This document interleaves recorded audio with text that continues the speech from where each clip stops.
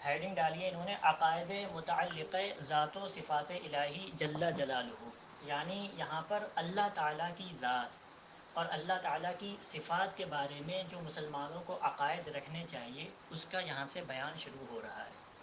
ٹھیک ہے، تو سب سے پہلے اللہ تبارک و تعالیٰ کے بارے میں ایک مسلمان کا کیا عقیدہ ہونا چاہیے کہ اللہ تعالیٰ کے لیے کیا چیزیں واجب ہیں، اللہ تعالیٰ کے لیے کیا چیزیں محال ہیں، اللہ تعالیٰ کے لیے کیا چیزیں جائز ہیں. ان ساری باتوں کا جاننا ہر ایک مسلمان کے لیے ضروری ہے. تو لہٰذا سب سے پہلے یہاں پر عقائد متعلق ذات و صفات الہی یہ بیان کر رہے ہیں. تو سب سے پہلا عقیدہ اللہ سبحانہ و تعالیٰ کے بارے میں یہ ہے کہ اللہ عز و جل ایک ہے، کوئی اس کا شریک نہیں، نہ ذات میں، نہ صفات میں، نہ افعال میں، نہ احکام میں، نہ اسماء میں. کیا مطلب ہوا؟ مطلب یہ ہوا کہ ہم لوگ کلمہ طیبہ بھی پڑھتے ہیں کہ لا الہ الا اللہ، کہ اللہ کے سوا کوئی بھی معبود نہیں. ٹھیک ہے، اللہ واحد ہے، لا شریک لہ، اس کا کوئی شریک نہیں ہے، اس کا کوئی پارٹنر نہیں ہے. تو اللہ عز و جل جو ہے وہ واحد ہے، یکتا ہے، اکیلا ہے، کوئی بھی اس کا پارٹنر، کوئی بھی اس کا شریک نہیں ہے. اب کن کن چیزوں میں اس کا کوئی شریک نہیں ہے؟ تو کہہ رہے ہیں نہ ذات میں کہ اللہ تعالیٰ کی ذات کے علاوہ کسی اور کی بھی ذات خدا تعالیٰ کی ہو، ایسا نہیں. یا نہ ہی صفات میں کہ اللہ تعالیٰ کی جو صفات ہیں کہ اللہ تعالیٰ علم رکھتا ہے، اللہ عز و جل قدرت رکھتا ہے، اللہ عز و جل حی ہے، اللہ عز و جل قادر ہے، اللہ عز و جل ارادہ فرمانے والا ہے، اللہ عز و جل متکلم ہے. تو یہ اللہ سبحانہ و تعالیٰ کی صفات ہیں. اللہ عز و جل دیکھنے والا ہے، اللہ عز و جل سننے والا ہے. تو یہ جو اللہ تعالیٰ کی صفات ہیں نا، ان صفات میں بھی اللہ کی طرح کوئی بھی اس کا شریک نہیں ہے. تو اللہ تعالیٰ کی ذات بھی بالکل اکیلی اور اللہ تعالیٰ کی صفات بھی بالکل اکیلی ہیں. نہ تو کوئی اس کے ذات میں اس کا کوئی شریک ہے اور نہ ہی کوئی اس کی صفات، اس کی خوبیوں میں کوئی اس کا شریک ہے. اور کیا کہہ رہے ہیں، نہ افعال میں نہ احکام میں. تو اللہ سبحانہ و تعالیٰ کے جو افعال ہیں، جو بھی وہ کام کرتا ہے، ٹھیک ہے، اس میں بھی کوئی اس کا شریک نہیں کہ کسی کام کے بارے میں کسی کی مدد لے کے آؤ ذرا تم میرے ساتھ مل کر کے یہ کام کرو. تو اللہ تعالیٰ کے افعال میں بھی کوئی اس کا شریک نہیں. نہ ہی احکام میں کہ اللہ عز و جل کوئی حکم جاری کرے تو کسی سے مشورہ کر کے کہ ذرا بتاؤ یہ حکم جاری کرنا کیسا ہوگا، کیا یہ حکم جاری کر دیں، آپ کی کیا رائے ہے. تو اللہ سبحانہ و تعالیٰ کے جو احکام ہیں، اللہ عز و جل حکم بھی اکیلے ہی دیتا ہے، اللہ عز و جل کے حکم میں بھی کوئی اس کا شریک نہیں ہے. اور نہ ہی اسماء میں کہ اللہ عز و جل کے جو بھی اسماء ہیں، جو بھی نام ہیں، ان ناموں میں بھی اللہ سبحانہ و تعالیٰ کا کوئی شریک نہیں ہے. تو یہ یہاں پر اتنے کا خلاصہ ہوا کہ اللہ تعالیٰ ایک ہے، واحد ہے، ہی از دا اونلی ون، وہ اکیلا ہے، کوئی بھی اس کا شریک نہیں ہے، کوئی بھی اس کا پارٹنر نہیں ہے. کن کن چیزوں میں اس کا کوئی شریک نہیں؟ تو یہاں پر انہوں نے وضاحت کر دی کہ اللہ تعالیٰ کی ذات میں کوئی اس کا شریک نہیں، اللہ عز و جل کی ذات اکیلی ذات ہے.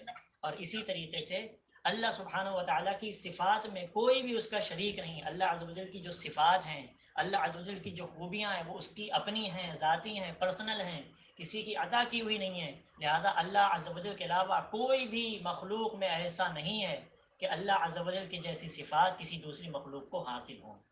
ٹھیک. اور نہ ہی افعال میں اللہ سبحانہ و تعالیٰ کا کوئی شریک کہ اللہ عز و جل جو بھی فعل کرے، جو بھی کام سرے انجام دے، تو وہ کسی کو اپنا پارٹنر بنا کر کے، اپنا شریک بنا کر کے کرے.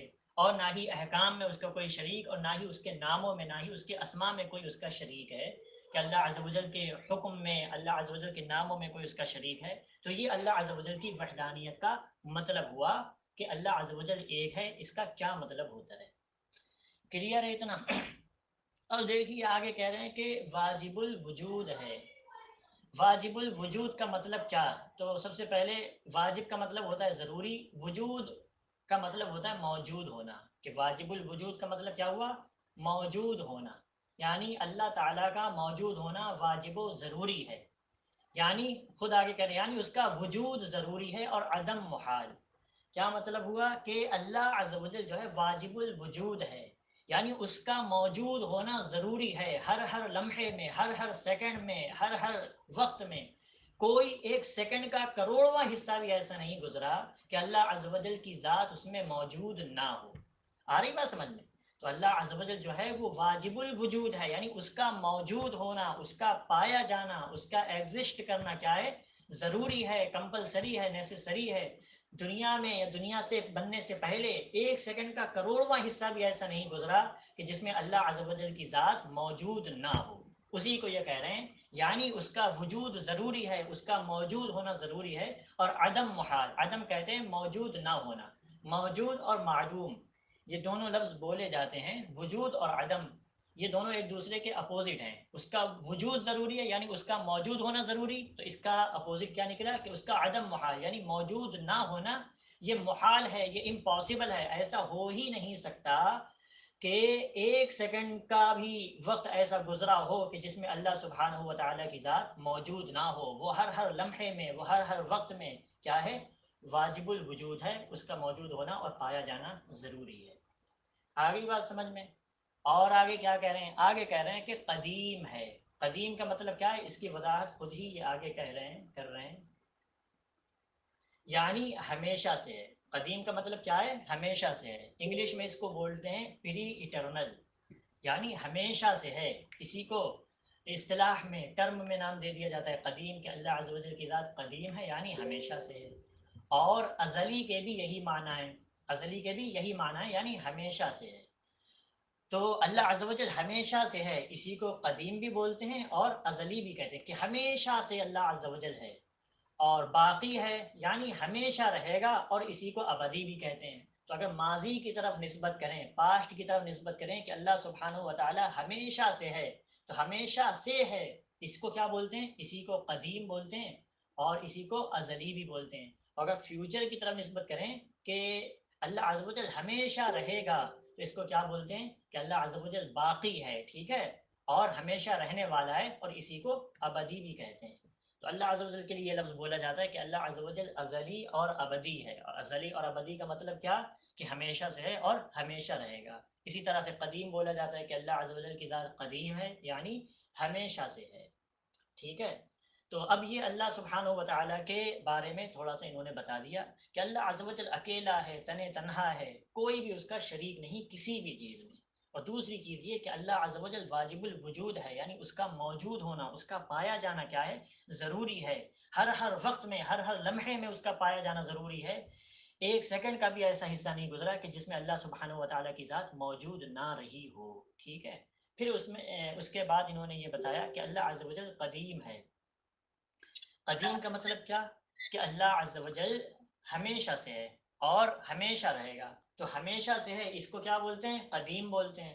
اور ہمیشہ سے ہے اس کو ازلی بھی بولتے ہیں، اور ہمیشہ رہے گا اس کو ابدی بھی بولتے ہیں. ٹھیک ہے. تو ازلی ہونا، ابدی ہونا، یہ اللہ عز و جل کی صفات ہو گئی.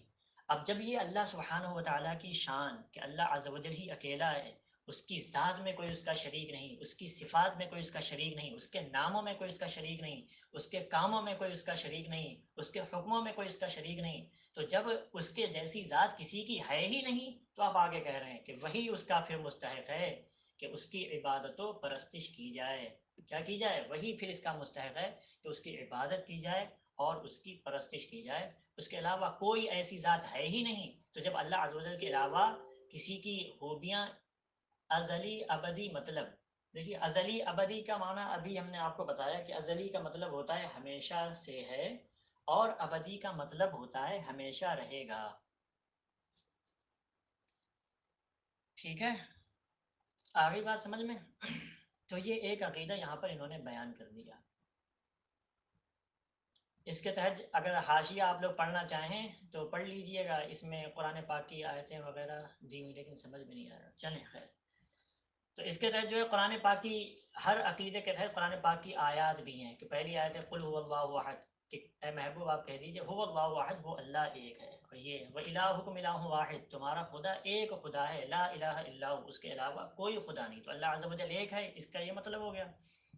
اللہ شریک لہ، اس کا کوئی شریک نہیں، اس کا کوئی پارٹنر نہیں. یہ اس کا مطلب ہو گیا کہ کوئی اس کا شریک نہیں، نہ ذات میں، نہ صفات میں، نہ افعال میں، اور نہ احکام میں، نہ اسماء میں. تو یہ سب اللہ عز و جل نے قرآن پاک میں بھی جو ہے آیات ارشاد فرمائی. ولا یشرک فی حکمہ احد، اور اس کے حکم میں کوئی بھی شریک نہیں، اور نہ ہی اس کے ناموں میں کوئی اس کا شریک ہے. تو یہ آیت ہے هل تعلم له سمیع، کہ کیا تم اس کا کوئی ہم نام جانتے ہو؟ تو اللہ عز و جل کے جیسے کسی کا نام نہیں. کوئی اللہ بس اللہ ہی ہے، اس کے علاوہ کسی کا نام اللہ نہیں. ٹھیک ہے. واجب الوجود ہے، یعنی وہ اس کا موجود ہونا ضروری ہے، اور عدم محال یعنی موجود نہ ہونا یہ کیا ہے، ناممکن ہے، امپاسبل ہے، ایسا ہو ہی نہیں سکتا کہ دنیا میں، وقت میں، زمانے میں ایک سیکنڈ کا بھی یا ایک لمحہ بھی ایسا گزرا ہو جس میں اللہ تعالیٰ کی ذات موجود نہ ہو۔ قدیم ہے، قدیم ہے کا کیا مطلب ہے، یعنی ہمیشہ سے ہے، اور اسی کو ازلی بھی کہتے ہیں۔ تو ازلی کا معنی اور قدیم کا معنی کیا ہوتا ہے، ہمیشہ سے ہے، ٹھیک ہے، اور ہمیشہ رہے گا اس کا کیا معنی ہوتا ہے، ٹرم میں اس کو کیا بولا جاتا ہے، ابدی ہونا یا باقی ہونا، کہ اللہ عز و جل باقی ہے یعنی ہمیشہ رہے گا، یا اللہ عز و جل ابدی ہے یعنی ہمیشہ رہے گا، ٹھیک۔ پھر اس کے بعد انہوں نے کیا بتایا کہ وہی اس کا مستحق ہے کہ اس کی عبادت و پرستش کی جائے، اسی کے سامنے اپنے سر کو جھکایا جائے، اسی کی عبادت، اسی کی بندگی کی جائے، ٹھیک ہے، تو وہی اس کا مستحق ہے، اس کے علاوہ کوئی بھی ایسا ہے ہی نہیں، تو پھر وہ وہ جو ہے عبادت کے لائق نہیں، ٹھیک ہے۔ تو یہ جو ہے پہلا عقیدہ انہوں نے بیان کیا۔ امید ہے کہ آپ کو پہلا عقیدہ سمجھ میں آ گیا ہوگا۔ چلیں، تو آج تو بہرحال پہلا دن تھا، تو 20 منٹ ہو چکے ہیں، باقی انشاءاللہ تعالی دوسرا عقیدہ کل، اور تیسرا عقیدہ کل ہی انشاءاللہ تعالی پڑھیں گے۔ تو یہ پہلا عقیدہ ہے، اس کے تحت بھی کئی باتیں آ گئی ہیں، اس کو آپ لوگ ذہن میں رکھیں، ٹھیک ہے۔ چلیں،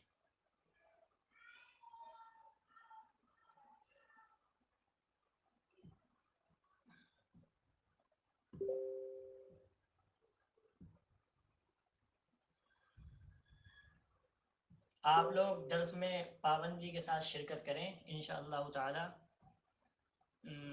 کوشش کی جائے گی کہ آسان سے آسان لفظوں میں آپ کو سمجھایا جا سکے۔